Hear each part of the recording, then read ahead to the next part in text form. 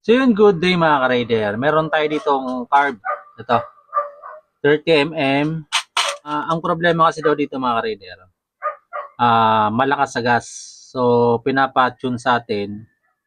Itong carb na rin to. Itong Raider 150 carb.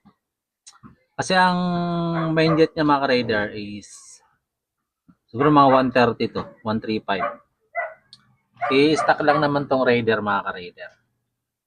So, lalagay ko rito mga 118.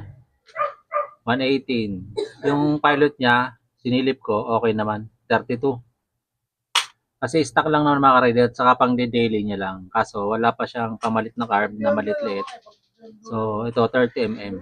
Tapos yung needle niya, dito nakalagay mga ka-rider. Oh, diyan niya nilagay yung needle. So try natin dun sa dulo sa taas. Tapos ang ginawa niya mga ka-rider, ito. Hanapan na lang natin to ng open screw. Nag-open screw siya. So, pinapagawa sa akin, wala nang screw. Hanapan ko na lang to ng air screw. Meron pa yata ako dyan. Yun lang mga ka-raider. Stock engine, tapos 30mm, tapos ganito kalaki mga jettings.